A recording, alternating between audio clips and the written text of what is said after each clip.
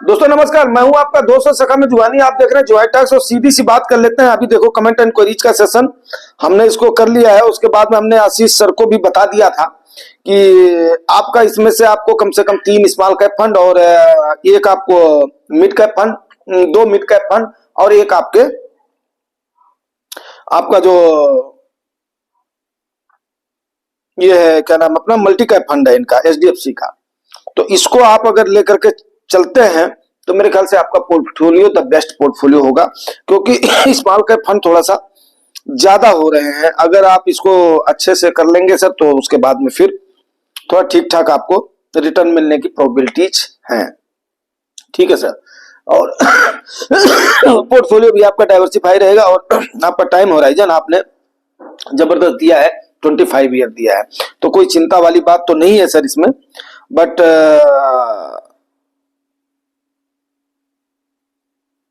Yes, अब इसकी 2 reply भी आई थी, सो भाई मेरे को यहाँ पर आना पड़ा। भाई स्मॉल कैप का मेला लगा दिया, ठीक है ना। गौरी जायसवाल जी बोल रहे हैं और bad time ahead for small cap, ठीक है ना। तो बैड टाइम के लिए तो नहीं कह सकता हूँ, बैड टाइम रहने से क्या होगा कि अकोमोडेशन तो बढ़िया हो जाएगा, ठीक है। तो हमारे जैसा बंदा तो आपको यही सलाह देगा। गुड फोलियो, लंबा पीरियड है, बहुत अच्छा। सेफ्टी फंड के लिए 2000 की एसआईपी लार्ज में कीजिए, 2% रिटर्न कम मिलेगा किंतु अच्छा रहेगा। नहीं सर, 25 साल में कोई दिक्कत नहीं है। एक आपके पास है, मल्टी कैप है, ठीक है। और आई थिंक ये मल्टी कैप में आपका 2000 रुपया जा रहा है, तो कोई चिंता वाली बात नहीं है। लेकिन यह स्मॉल कैप पर थोड़ा सा एक्सपोजर ज्यादा हो रहा है, इसलिए ज्यादा हो रहा है क्योंकि यार फिर हम इंडेक्स को ही वो कर लेंगे, अपना फॉलो कर लेंगे अगर इतने सारे करने हैं तो इसमें से थोड़ा सा आप सर ये देख करके उसके बाद में छाटिए। अगर आप नहीं छाट पाते हो तो यस डेफिनेटली कि जोहाई टॉक्स, अगर आपने इतनी साफ गोई से अपना फंड रखा है, आपने अपना पोर्टफोलियो रखा है, तो जोहाई टॉक्स 100% आपको हेल्प करेगा। कोई इसमें दो राय नहीं है, बशर्ते कि खाली आपकी सहमति होनी चाहिए। चलिए अब आगे बात कर लेते हैं यार थोड़ा सा अपर लेवल की, ठीक है। अपर लेवल की बात कर लेते हैं। तो यहां पर जो है ना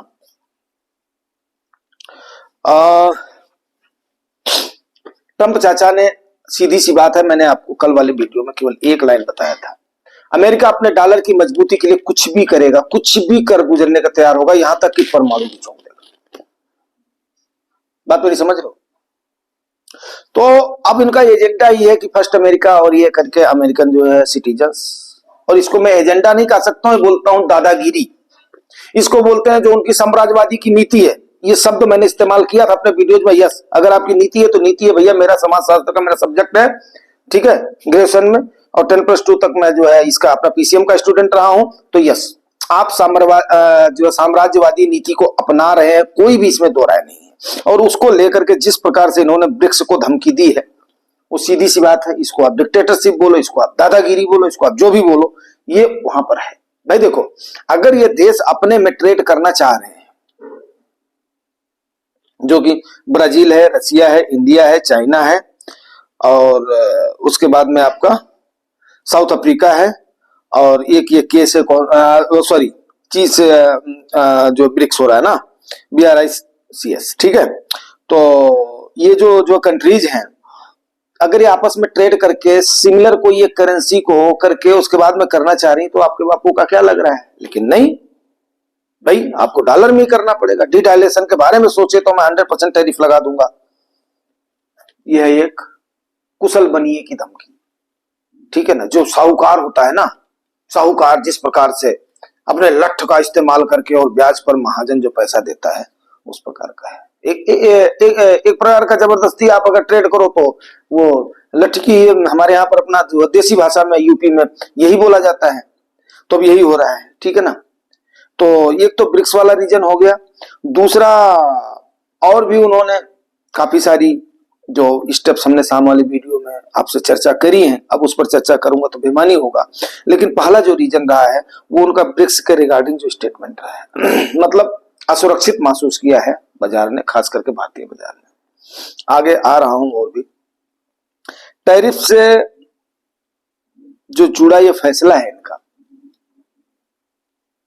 मेन डॉलर की मजबूती और टैरिफ से जुड़ा जो इनका स्टेटमेंट रहा है, ये एक्चुअली जो है इंडियन मार्केट की गिरावट का कल का रीजन है। और इंडियन मार्केट आपने देखा है कि अच्छे खासे लेवल को जो 5-7 महीने अभी मैंने जो है पिछले वीडियो में सवेरे वाले में बताया था आपको, ये आपको मिलेगा करीब 1-1:30 बजे तक मिलेगा वीडियो। ये बना तो अभी रहा हूं। दूसरा क्या है, आपका क्वार्टर एंडिंग का जो रिजल्ट है ना, वो एक्चुअली होपलेस आया है, संतुष्ट नहीं है। पॉजिटिव तो है लेकिन इन्वेस्टर संतुष्ट नहीं है, मार्केट उससे संतुष्ट नहीं है क्वार्टरली के रिजल्ट से। तीसरा जो रीजन रहा है वो रहा है जापान का। आपने कैरी ट्रेड का वर्ड आपने उस समय हमने जबरदस्त इस पर किया था, चर्चा किया था, ठीक है, जापान का। तो जापान ने अभी क्लियर कर दिया कि मैं इंटरेस्ट बढ़ाऊंगा, और मेरे ख्याल से जापान ये क्लियर अगर नहीं करता तो शायद यूएस पर थोड़ा सा अंकुश नहीं लगाया जाता। ये डर का माहौल तो लोगों में फैला है, लेकिन अब इंडिया में कितना कैरी ट्रेड का पैसा है ये हम नहीं कह सकते हैं, लेकिन अमेरिका में तो है। अगर जापान इंटरेस्ट रेट बढ़ाता है तो अमेरिका की मार्केट के ऊपर पक्का डेफिनेट है कि फर्क पड़ेगा। तो ग्लोबल सिंड्रोम में ये थोड़ा सा रीजन रहा है। इंडियन सिंड्रोम में जो हमारे वाले रहे इंटरनल रीजन रहे, क्योंकि उस समय भी कैरी ट्रेड का हमारे पास कुछ निकल करके नहीं आया, जहां तक मेरे को याद आ रहा है। एक आध दिन में फिर छान करके आपको दे ही दूंगा। चौथा रीजन एफआईआईज की सेलिंग। यार मैं एफआईआईज की सेलिंग से तो बहुत खुश हूं यार,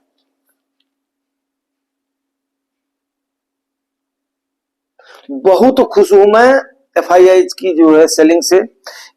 सीधी सी बात है यार, मैं तो ये बोलना चाह रहा हूं कि यार एफआई लोग कर रहे हैं ना, थोड़ा सा अगर सरकार इसमें सही रवैया अपना देना तो 1 लाख करोड़ पर 7 लाख करोड़ रुपया जा रहा है हमारा, और उनको ऐसा मजबूर कर देना चाहिए कम से कम 50 लाख करोड़ रुपया तुम बेच लो यार। 7-5-35 3-350 लाख रुपया जाने दो भाई, 3-350 लाख करोड़ जाने दो। लेकिन अब वही हो रहा है, अब इतने की तो मार्केट डूबेगी, लेकिन एक्चुअल में आपका जाएगा कितना, 72 लाख करोड़ रुपया ही जो मार्केट से उठेगा। लेकिन हाँ, लोगों के ऊपर फर्क इतना पड़ेगा क्योंकि लोगों में पैनिक इतना फैलेगा।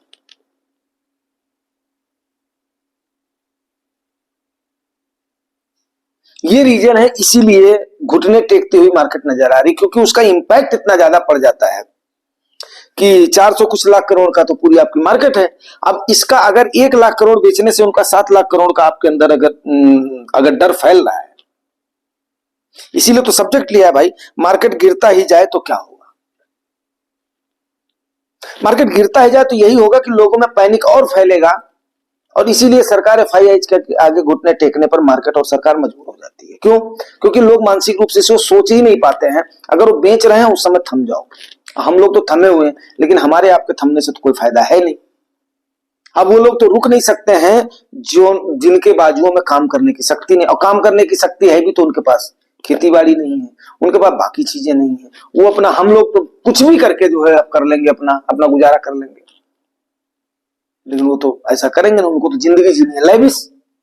तो लेविस जिंदगी जीनी है, तो इस प्रकार से आपको एफआईआईज क्या कर रहा है, जिस हिसाब से कल इन्होंने 5000 करोड़ से ऊपर के आसपास इन्होंने बेचा है, आपने देखा है। लेकिन सबसे अच्छी बात क्या हो रही, मैंने उस दिन भी बोला था, अभी आपके फंड मैनेजर्स बहुत अच्छा कर रहे हैं। तुम बेचो 5000, वो खरीद रहे हैं 3000 करोड़। तुम बेचो 5000 करोड़, वो खरीदेंगे 3500 करोड़। होने दो, करेक्ट होने दो। मेरे किसी एक भाई ने अभी जो है बताया था, मैंने जो है कल के उसमें देखा था, शायद ये थे अपना कौरव सर थे, उन्होंने बताया था कि वैल्यूएशन अभी आपकी अपना करेक्ट होगी, वैल्यूएशन करेक्ट होगी, द बेस्ट बात है। और एग्री करना चाहिए हमें, इस चीज का हमें जो स्वागत करना चाहिए। मैं तो अपने माध्यम से जितने लोगों तक ये जाएगा पक्का बोलना चाहूंगा, ये देश के हित में है। एफआईआईज को और यूएस को जरूर हमें जवाब देना चाहिए, बाकी चीजों से, राजनीति से परे। मानता हूं टैक्सेशन ऐसा इशू है जिसमें कई सारे एक्सपेक्ट्स होते हैं। मैं अभी टैक्सेशन से रिलेटेड अभी जो आने वाला है ये वीडियो बना रहा हूं। एक्चुअली इसका रूपरेखा क्या है, अभी उसके डाटाज इकट्ठा कर रहा हूं, इसका मकसद क्या है, इसका एम क्या है, लेकिन उसको आप लोग जो है जरूर देखिएगा, वो शायद आज रात में होगा वो अगर भगवान ने चाहा तो फिर पब्लिश होगा, नहीं तो शाम के 5 बजे वाले में मिलेगा आपको ये, ठीक है ना। तो उस पर भी बनाऊंगा, बजट से भी उसी में रिलेटेड चर्चा होगी। और जो 5वां और अंतिम रीजन रहा है ना, वो रहा है अनसर्टेनिटी ऑफ द बजट। अभी तक बजट में ये चीज क्लियर नहीं हुई है। अब कोई कोई सगुफा छोड़ रहा 18 लाख तक जिनकी इनकम है उनके ऊपर, 15 लाख तक जिनकी इनकम है उनके ऊपर टैक्स नहीं। अरे भाई मेला है क्या? मैं चलते चलते खाली बस ये चीज बोलना चाहता हूं। एक बात बताओ, 10 करोड़ का टैक्स फाइल होता है, जिसमें से खाली 3 करोड़ लोग हैं जो कि टैक्स पेयर है ना, उसमें हम आप सारे शामिल हैं। अरे भैया मेरे 10 लाख से ज्यादा एनुअल इनकम होती, सरकार आपके ऊपर 20% का टैक्स थोप देती है।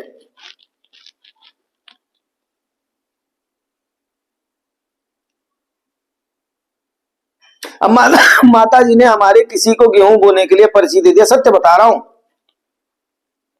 माता जी ने हमारे किसी को गेहूं बोने के लिए एक पर्ची दे दिया गन्ने की, वो ले गया 22 कुंटल का माल उसने बेच दिया है, उसका 8,000 रुपया बन गया है।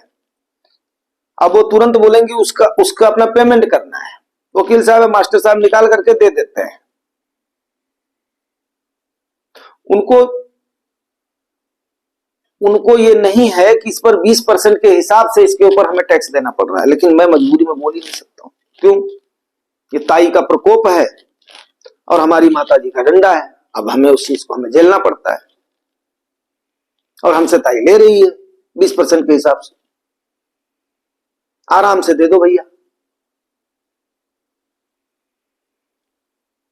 सिंगल ऑप्शन नहीं छोड़ा है इन्होंने।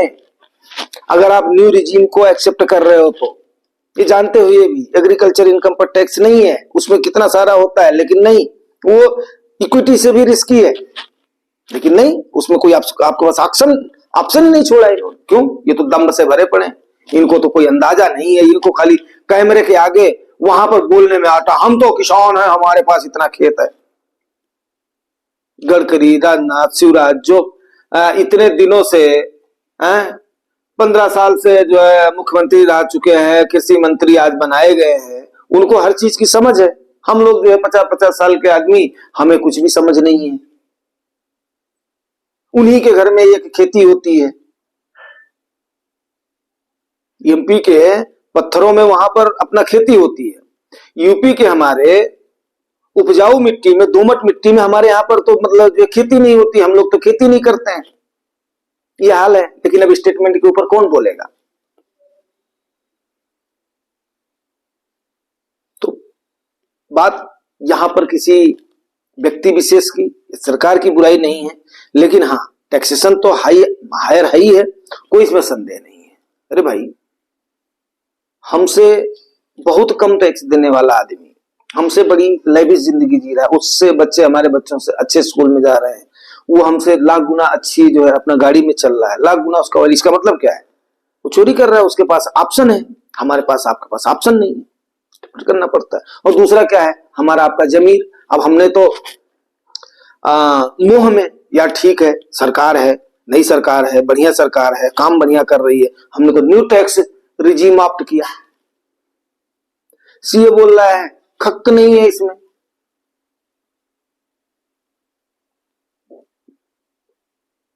खुद सीए ही बोल रहा है ये सिरिंज जो है लगाने वाली सरकार है बाबा, इससे कोई उम्मीद मत करो आप।